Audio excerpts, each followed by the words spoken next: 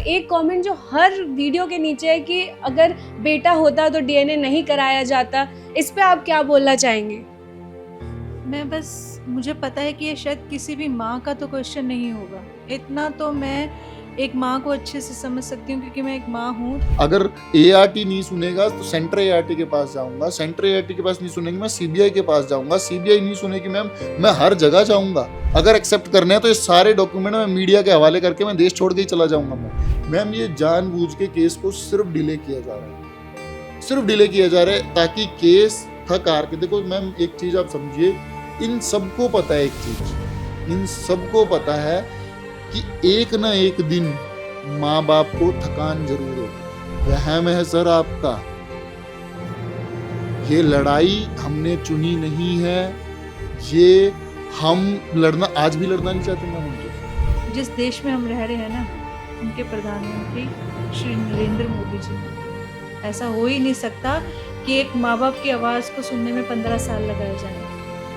और अगर एससीआई का जो है तो 13 फरवरी को हमारे एग्स रिलीज हुए थे, मेरा सीमेन लिया गया था, और 14 मई को आप लगा के चलिए हमारे बच्चे, तो उससे 3-4 दिन ऊपर नीचे करके जो भी डेटा है वो रिट्रीव कीजिए और उसे डीएनए मैच करवा लीजिए। बीते कुछ दिनों में एक केस काफ़ी चर्चा में दिखा, आईवीएफ बच्चे बदलने का आरोप। हम डीएज उनके पास पहुंचा था। सर अभी इस केस में और क्या इन्वेस्टिगेशन आगे बढ़ी है, कोई बात हुई है? मैम देखिए, जैसे जैसे इस केस की तहें खुलती जा रही है वैसे वैसे चीज़ें मतलब आप लगा के चलिए और ज़्यादा कॉम्प्लिकेटेड होती जा रही है। पहले हमें ये आश्वासन दिया गया था पुलिस की तरफ से कि सर आपके इन्वेस्टिगेशन पे स्टे लगा हुआ है, इस वजह से हम कोई एक्शन नहीं ले रहे, जिस दिन आपकी इन्वेस्टिगेशन ख़त्म होगी विल टेक स्ट्रिक्ट एक्शन। ठीक है मैम, लेकिन अब वहाँ से ये आ रहा है कि इन्वेस्टिगेशन हम कुछ और कर सकते हैं, मतलब हमारी एक लिमिटेशन है, और ये एक्चुअल में इन्वेस्टिगेशन एआरटी डिपार्टमेंट का कॉल है, उनको हमें गाइडलाइंस देनी है। अब ये गाइडलाइंस एआरटी डिपार्टमेंट को हमें अब पता चल रहा है कि ये गाइडलाइंस उनको एआरटी डिपार्टमेंट को तो फरवरी में दे देनी चाहिए थी, क्योंकि जब हमने नहीं कोर्ट के थ्रू, एआरटी जो है वो इंडिपेंडेंट अथॉरिटी है, ठीक है ना जी, और उसके ही जो लॉज है उसको करने हैं, और ये स्टेट एआरटी के पास है, सेंट्रल एआरटी के पास नहीं है अभी। ठीक है जी, आप लगा के चलिए 25 तारीख को हेल्थ मिनिस्ट्री की तरफ से इन लोगों को एक मेल जाता है जिसमें क्लियरली बताया गया कि वो मेल में काफ़ी सीरियस उन्होंने बताया कि भैया इसमें एम्ब्रियो सब्स्टिट्यूशन का मामला हो सकता है, इसमें चाइल्ड सब्स्टिट्यूशन का हो सकता है, चाइल्ड ट्रैफिकिंग हो सकता है, इसमें बहुत हीनियस क्राइम इन्वॉल्व हो सकते हैं, देयर इज़ अ पॉसिबिलिटी, तो आप इसकी इन्वेस्टिगेशन कीजिए। मैम 16 मार्च को हम लोगों को बुलाया जाता है मैम, कोई बात सुने बिना, ढंग से कोई बात सुने बिना मैम आप लगा के चलिए बस हॉस्पिटल को बोला जाता है कि आप बता दीजिए आपको रिप्लाई करने में टाइम कितना चाहिए। अब मैम वहाँ पर हम अपने बच्चे ढूंढने तो गए नहीं थे, हालांकि उस दिन तो हमें नॉलेज नहीं थी, लेकिन आज कंप्लाइंसेस पता है कि एआरटी का काम सिर्फ ये है कि जो हमारा लॉ है, जो हमारा बाइबल है, उसके हिसाब से कोई चीज़ की कमी तो नहीं हुई मैम, उनको सिर्फ इससे मतलब है, और फिर उसके बाद वो अगर क्रिमिनल ऑफेंसेस है तो वो पुलिस को आगे फॉरवर्ड कर देंगे, नहीं तो अपने पास रखेंगे वो, ठीक है, जो भी उसकी पेनल्टी किसको, वो लाइसेंस रद्द करें, वो करें, वो सारे राइट है उनके पास। मैम 23 तारीख को हॉस्पिटल को रिप्लाई देना था, 23 मार्च को मैम हॉस्पिटल ने उनको सिर्फ फोटो कॉपी दी। मैम सबसे पहले अगर वो कह रहे हैं हमने डोनर लिया है, डबल डोनर, मैं डोनर नहीं बोलूँगा, डबल डोनर लिया है, और मैं कह रहा हूँ सर हमने नहीं लिया, आप हमारी जो इमोशंस, हमारे दुख, आप तकलीफ, उसको रख दीजिए साइड पे, और मैं खुद भी मानता हूँ कि वो काम नहीं आएंगे, आपका लॉ ही काम आएगा। तो मैम लॉ क्या कहता है कि जी आपका एक सेट ऑफ डॉक्यूमेंट्स होंगे और कंप्लाइंसेस होंगे, कुछ करने होंगे, आप हॉस्पिटल को बोलिए कि जी आप ये कंप्लाइंसेस जो होते हैं इसके वो ला के दे दीजिए हमें, ठीक है, डॉक्यूमेंट सबमिट करवाते, चेक करके बता देते कि डोनर लिया या नहीं लिया।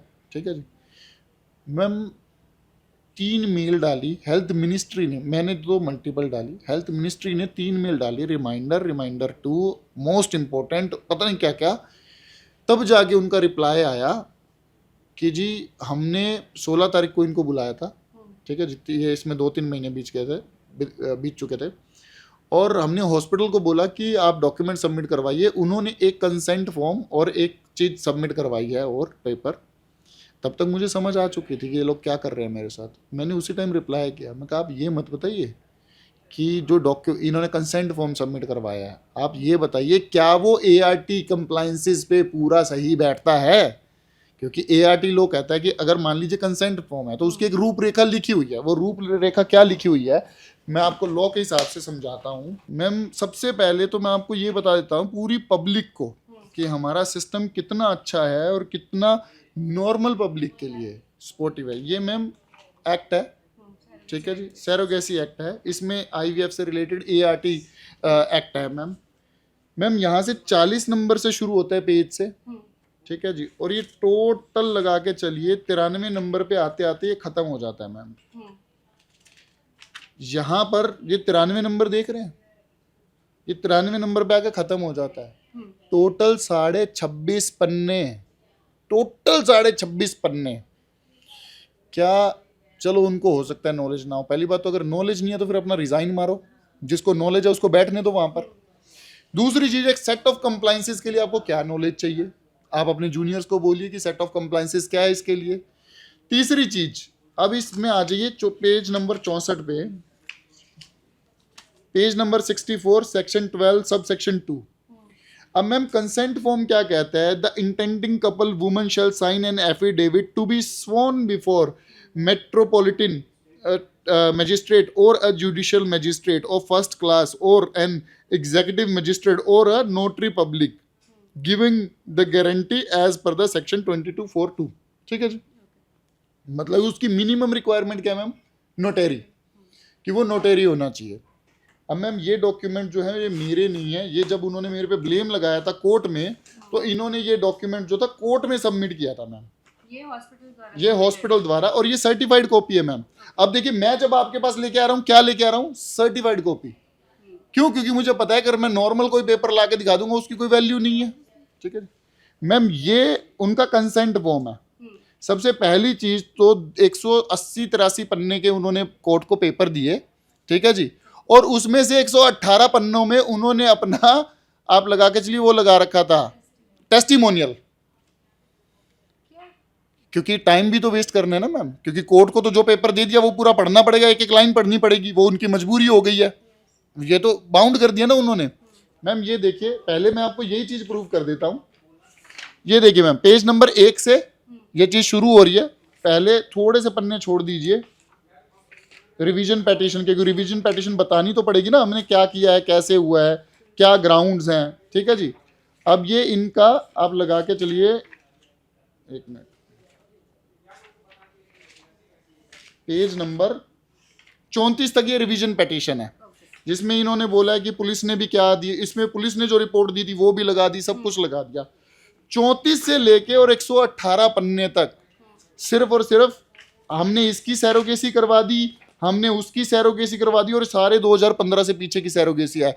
ऑस्ट्रेलिया के कपल को बच्चा करवा के दे दिया, थाईलैंड के बच्चों को करवा के दे दिया, युगांडा के बच्चों को करवा के दे दिया, नाइजीरियन के बच्चों को जाके करवा के दे दिया।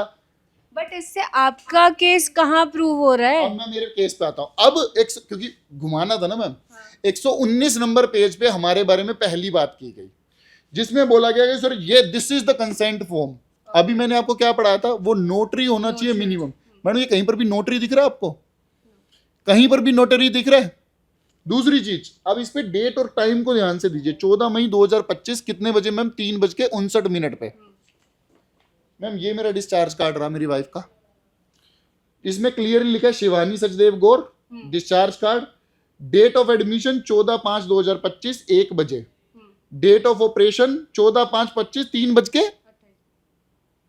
तो जिस लड़की का 3:28 पे ऑपरेशन शुरू हो चुका है वो कैसे साइन करेगी मैम? ये तो साफ साफ नजर आ रहा है। इसीलिए मैम ये प्राइमा फेसाई केस है। इसमें इन्वेस्टिगेशन की जो साइन वेरिफिकेशन पुलिस का काम है, क्योंकि उसको क्रिमिनलिटी प्रूव करनी है, ठीक है नहीं। लेकिन ये केस उसके लिए तो प्राइमा फेसाई है। प्राइमा फेसाई होता है देखते ही पता लगना कि ये गलत है।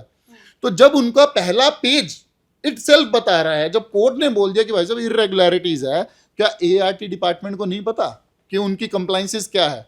आपको ये बताना है कि जो कंसेंट फॉर्म सबमिट करवाया गया है वो एज पर कंप्लाइंसेस सही है या नहीं है। एंड आई मैम क्यों, लेकिन अभी अंदर चेंज करवाना है उन्हें।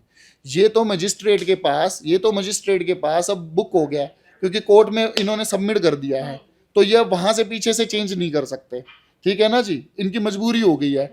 अब करते हैं तो इनके साथ और प्रॉब्लम है। लेकिन मैम क्या ART डिपार्टमेंट, क्या कौन है वहां पर डिपार्टमेंट जो बैठा जिसको ये तक नहीं पता कि भाई साहब वो नोटरी तक होना जरूरी है? अभी तो मैम मैं सिर्फ एक पेज की बात कर रहा हूँ, मल्टीपल लेयर्ड पेपर्स जो भी इन्होंने।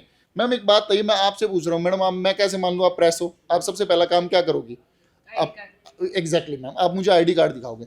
मैम पिछले 6 महीने से मैं पुलिस के पास गया हूँ, मैं हर डिपार्टमेंट में गया हूँ, तो इनके पास ये कान में खबर तो जा रही है, इनके साथ मल्टीपल मीटिंग्स हुई हैं और सारी चीज़ें हुई है। तो मैडम मुझे एक बात बता दीजिए, अगर हमने डबल डोनर लिया है तो ओरिजिनल डॉक्यूमेंट में सबमिट क्यों नहीं कर रहे?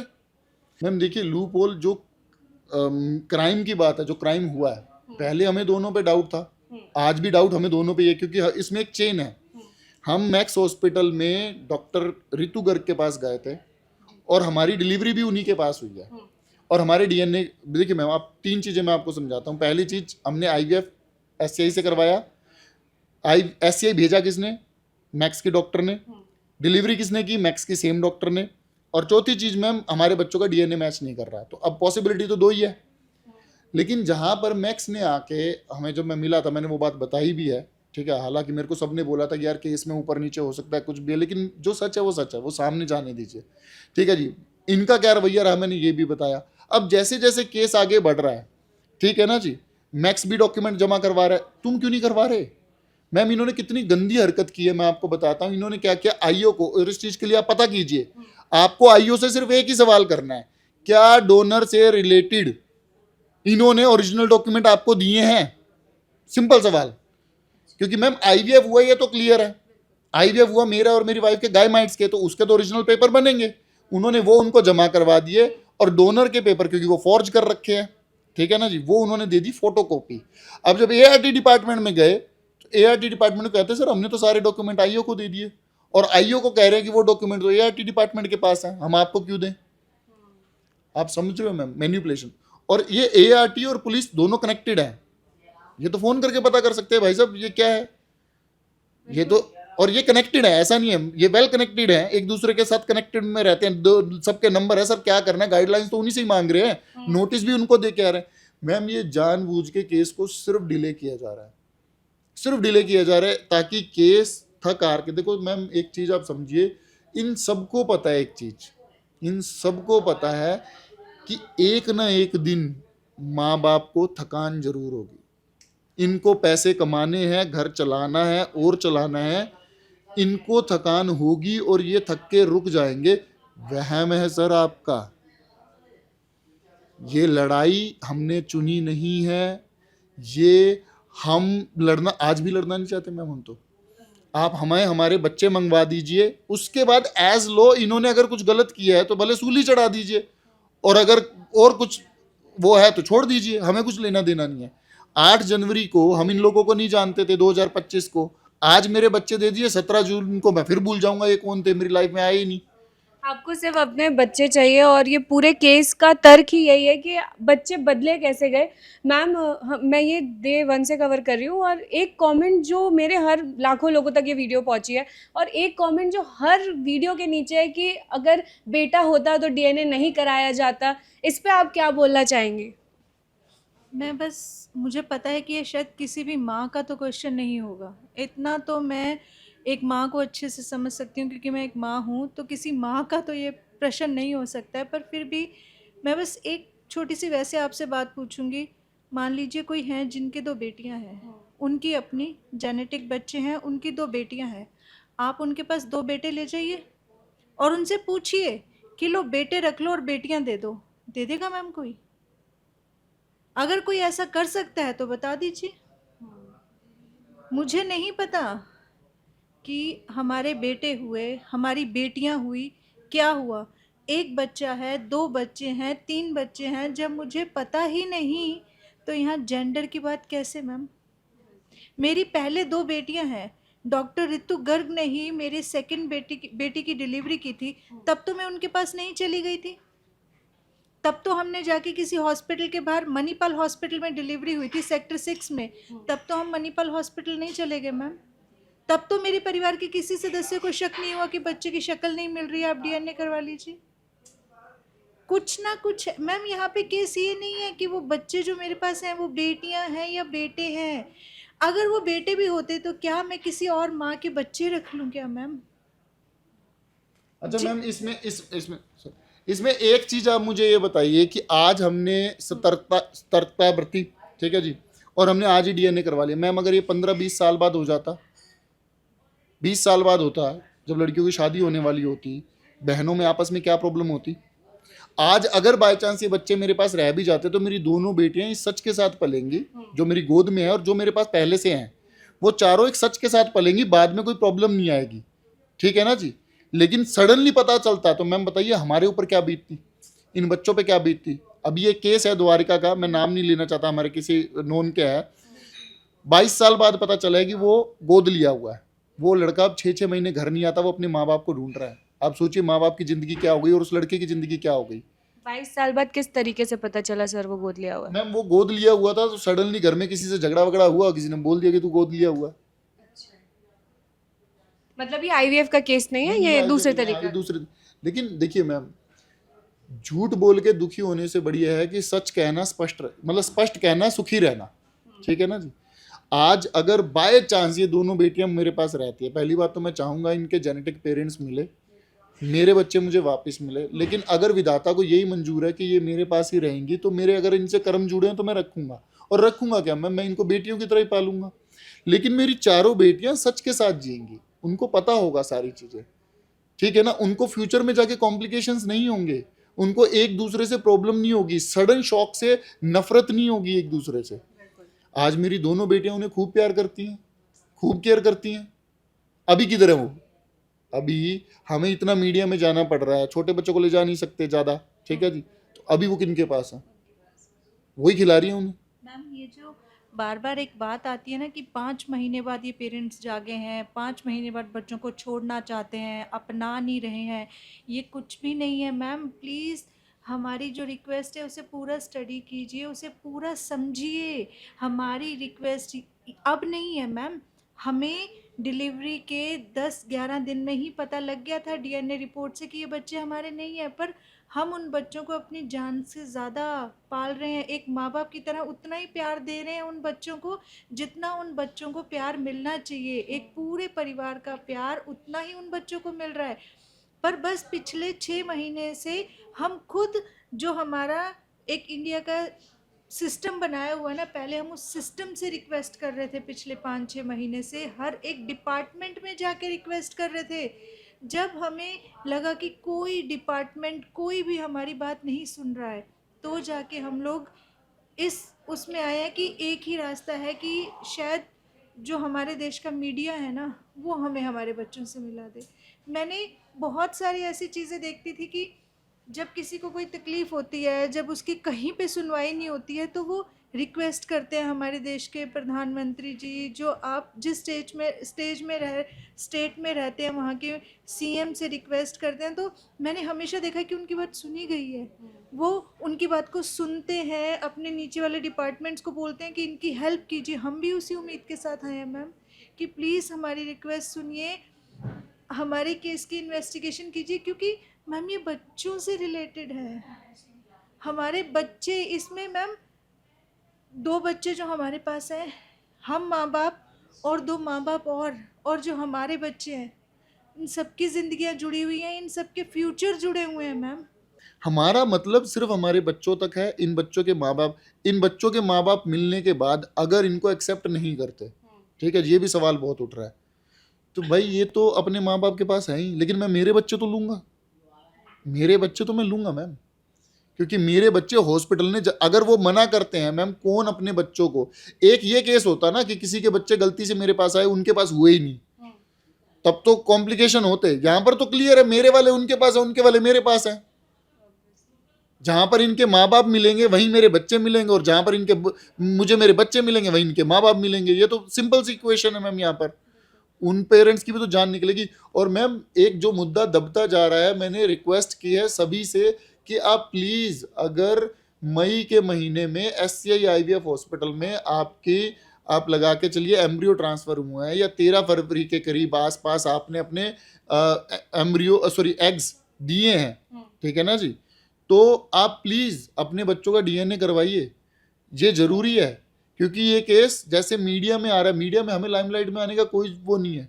शायद हम जिस दिन ये केस खत्म होगा, हमें हमारे बच्चे मिलेंगे, हम फिर से उसको प्राइवेट करके अपनी नॉर्मल लाइफ में चलेंगे। आज तक ही नहीं आए।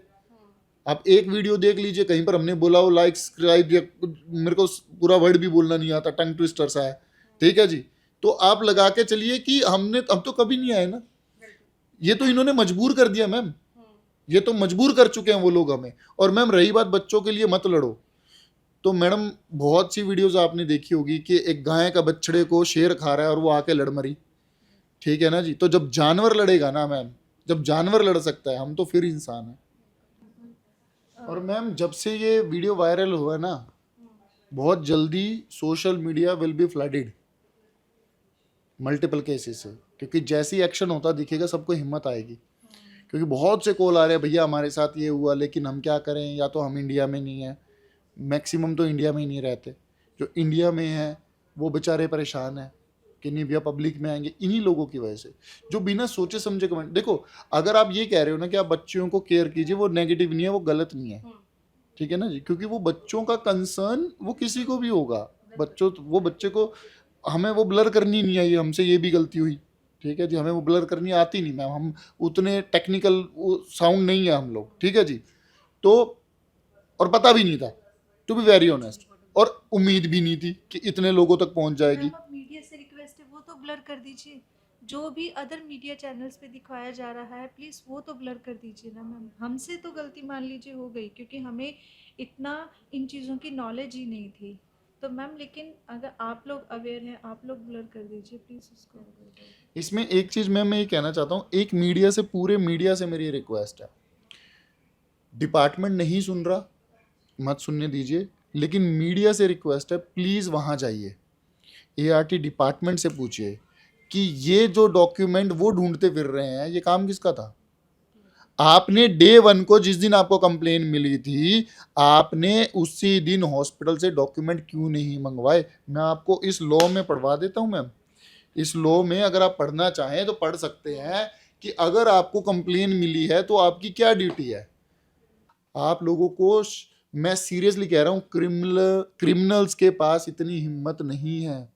ये आप लोग हैं जो उनको संरक्षण देते हैं, ये आप लोग, इसकी अप्रोच आ गई, इसका फोन आ गया, अरे सैलरी रोटी खाते हो तुम, हम लोगों के टैक्स के दिए हुए पैसों की खाते हो, शर्म नहीं आती आप लोगों को? शर्म नहीं आती? किसके पैसों की रोटी खा रहे हो तुम लोग? ईमानदारी की रोटी में जो सुकून है ना मैम, किसी में नहीं है। और क्या कर लोगे चीजों का? अगर कोई प्रेशर दे रहा है, कोई और दे रहा है, क्या वो किसी माँ बाप के बच्चों से ज्यादा बड़ी चीज है? मुझे नहीं पता कोई प्रेशर आया क्या है, मैं नहीं कह रहा किसी ने पैसे में अपना ईमान बेचा। इतनी गंदी बात बोलने से पहले मेरे पास प्रूफ होना चाहिए, और वो मैं उस चीज में मैं जाऊंगा भी नहीं। मैं कह रहा हूं 100 प्रॉब्लम थी मैम, 99 बहाने चाहिए ना करने के, करने के लिए सिर्फ एक चाहिए। और मैम मैं फिर कह रहा हूं, इस केस के जीत और हार में सिर्फ एक ईमानदार आदमी होगा। जो डिफरेंस आएगा सिर्फ एक ईमानदार आदमी का आएगा उनको जीतने के लिए। देखो मैं, उन्होंने जीता तो मेरा क्या कर लेंगे, मैं तो पहली, हमारी हार हो चुकी है मैडम, हम हार चुके हैं। मैं और मेरी बीवी, अपने बच्चे 5 जनवरी 2026 को हार चुके हैं। अब हमें खोने के लिए कुछ बचा ही नहीं हुआ, हमारे खोने के लिए कुछ नहीं बचा हुआ। लेकिन एक ईमानदार आदमी अगर बीच में सिस्टम में होगा ना, एक ईमानदार आदमी, ठीक है जी, वो लड़ेगा। उनको पूरा सिस्टम करप्ट चाहिए, और मुझे सिर्फ एक ईमानदार आदमी चाहिए सिस्टम में, सिर्फ एक ईमानदार। और मैम उन लोगों को इतना कॉन्फिडेंस है कि 15 साल बाद तेरे को सुना जाएगा। जिस देश में हम रह रहे हैं ना, उनके प्रधानमंत्री श्री नरेंद्र मोदी जी हैं। ऐसा हो ही नहीं सकता कि एक माँ बाप की आवाज़ को सुनने में 15 साल लगाए जाएं। वो झूठे, वो गलत प्रूफ होंगे इस बात पे। हमारी आवाज़ सुनी जाएगी, और मुझे पूरी उम्मीद है कि बहुत जल्दी सुनी जाएगी। बस ये है कि वो लोग इतने पावरफुल हैं मैम, इतना पैसा है उन लोगों के पास, जो इस तरीके से एक केस को 5 महीने 6 महीने तक किसी के सामने नहीं आने दे रहे, इन्वेस्टिगेशन नहीं होने दे रहे। प्लीज़ आप सबसे रिक्वेस्ट है मैम, एक चीज की मैं आपसे सिर्फ एक चीज पूछूंगा, आप क्राइम कवर करते हैं, कितनी बार हुआ है मैम कि कपल पे अटैक कर दिया, किसी और पे अटैक कर दिया और वो केस ख़त्म कर दिया, क्योंकि फिर केस दूसरा चल जाएगा। मैम ये जो डिले करवाए जा रहे हैं उसकी गारंटी कौन लेगा? आज जो फॉर्जरी कर सकते हैं इट मीन्स वो क्रिमिनल है, वो डॉक्टर नहीं है मैम।